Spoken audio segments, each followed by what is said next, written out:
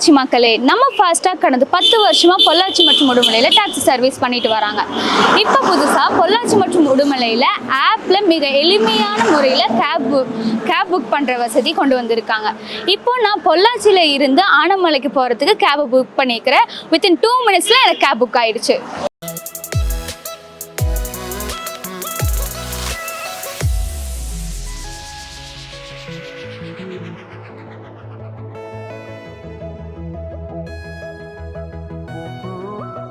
இப்போ நம்ம ஆனமலை வந்தாச்சு. ட்ரிப் கம்ப்ளீட் ஆயிடுச்சு. எனக்கு ரொம்ப கம்ஃபர்டபுளாகவும் சேஃபாகவும் வந்தாச்சு. Thank you for Fastrack.